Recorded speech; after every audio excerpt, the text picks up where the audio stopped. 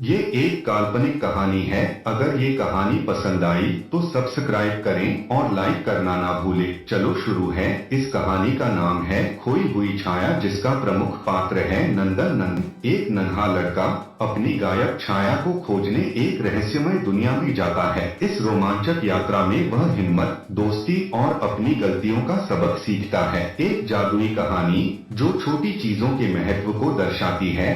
छोटा सा गांव था, हरियाली से घिरा, जहां नंदन अपनी माँ और पिताजी के साथ रहता था। 12 साल का नंदन चुलबुला और जिज्ञासु था। वह अपने दोस्तों के साथ खेलता या अपनी साइकिल पर गलियों में घूमता फिरता था। उसकी जिंदगी में सब कुछ ठीक ठाक था, लेकिन एक दिन कुछ ऐसा हुआ जिसने उसकी छोटी सी दुनिया को हिलाकर रख दिया। उसकी छाया गायब हो गई। वह एक चमकदार सुबह थी। सूरज की रोशनी पूरे गांव पर बिखरी हुई थी। नंदन अपने घर के पीछे बने बगीचे में उछल कूद कर रहा था। उसने अपनी साइकिल निकाली, पेड़ों के नीचे दौड़ लगाई और फिर अचानक रुक गया। उसने देखा कि जमीन पर उसकी छाया नहीं थी। सूरज ठीक सिर के ऊपर था और हर चीज की छाया साफ दिख रही थी, पेड़ों की, घास की, यहाँ तक कि पास में बैठे कौवे की भी। लेकिन नंदन की छाया कहीं नहीं। ये क्या बात हुई? नंदन ने अपने पैरों के आसपास देखा, हाथ हिलाए, उछला, पर छाया गायब थी। उसने अपनी माँ को आवाज दी, माँ, मेरी छाया कहीं चली गई। माँ दौड़कर आई, पर वह भी हैरान रह गई। अरे, सूरज इतना तेज है, छाया कैसे गायब हो सकती है? उन्होंने आसपास देखा, पर कुछ समझ नहीं आया। शाम को जब दादी घर आई, नंदन ने उन्हें सारी बात बताई। दादी, जो पुरानी कहानियों और जादुई किस्सों का खजाना थी, ने गहरी सांस ली और बोली, नंदन, ऐसा लगता है कि तुम्हारी छाया खो गई है, या शायद वह किसी जादुई जगह पर चली गई है जहाँ सारी छायाएं रहती हैं। नंदन की आंखें चमक उठी। जादुई जगह? वो कहाँ है दादी ने मुस्कुराते हुए बताया, गांव के बाहर, जहाँ पुराने बरगद के पेड़ों की घाटी है, वहाँ एक गुप्त दरवाजा है। वह दरवाजा छायाओं की दुनिया में जाता है। लेकिन बेटा, वह रास्ता आसान नहीं, हिम्मत चाहिए, और वहाँ की दुनिया अजीब है, वहाँ सिर्फ छायाएं रहती हैं। नंदन ने ठान लिया कि वह अपनी छाया को वापस लाएगा। अगली सुबह उसने एक छोटा सा थैला लिया, जिसमें पानी की बोतल, कुछ बिस्किट और दादी की दी हुई एक पुरानी ताबीज थी,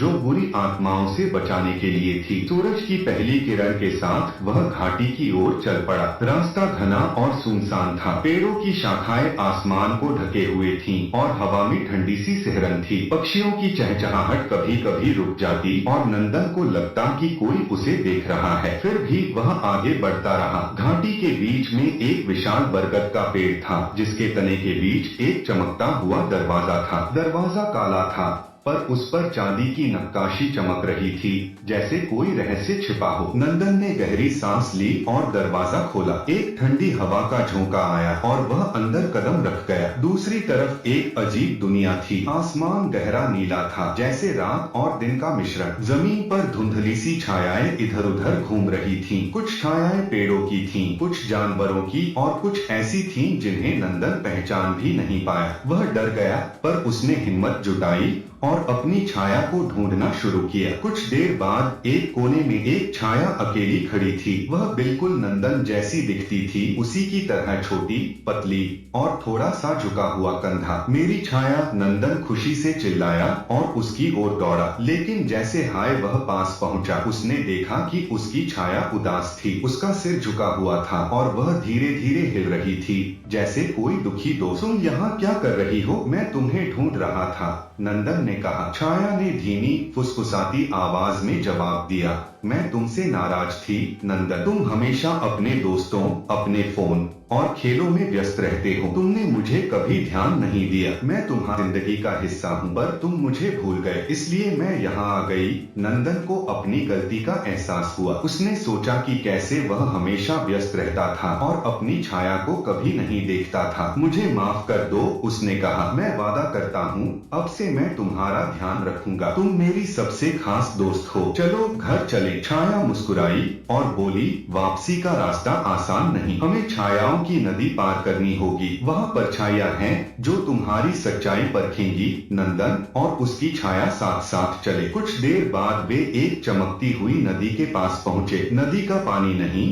बल्कि धुंधली छायाएं थीं जो लहरों की तरह बह रही थीं। नदी के किनारे पर 3 परछाइयां खड़ी थीं, लंबी, पतली और डरावनी। उनकी आंखें चमक रही थीं और उनकी आवाज गहरी थी। कौन हो तुम और अपनी छाया को क्यों ले जाना चाहते हो? पहली परछाई ने पूछा। नंदन ने हिम्मत से जवाब दिया, मैं नंदन हूँ और ये मेरी छाया है। मैं उसे वापस लेने आया हूँ क्योंकि वह मेरी दोस्त है। दूसरी परछाई ने कहा, क्या तुमने उसका ख्याल रखने का वादा किया है? छायाएं नाजुक होती हैं, क्या तुम सच्चे हो? हाँ, नंदन ने कहा, मैंने अपनी गलती मानी, अब मैं उसे कभी अकेला नहीं छोड़ूंगा। तीसरी परछाई ने हंसते हुए कहा, ठीक है, पर नदी पार करना आसान नहीं। अपनी छाया को कसकर थामो। नंदन ने अपनी छाया का हाथ थामा, हालांकि वह सिर्फ हवा जैसा था, और नदी में कदम रखा। नदी ठंडी थी और उसमें से अजीब सी आवाजें आ रही थीं, लेकिन नंदन ने हिम्मत नहीं हारी। आखिरकार वे दूसरी ओर पहुंचे। दरवाजा अब करीब था। जैसे ही वे दरवाजे से बाहर निकले, सूरज की गर्म किरणें उन पर पड़ी। नंदन ने नीचे देखा, उसकी छाया फिर से उसके साथ थी, जमीन पर साफ और चमकदार। वह खुशी से उछल पड़ा। हम फिर से एक हैं, उसने कहा। घर लौटकर नंदन ने अपनी माँ,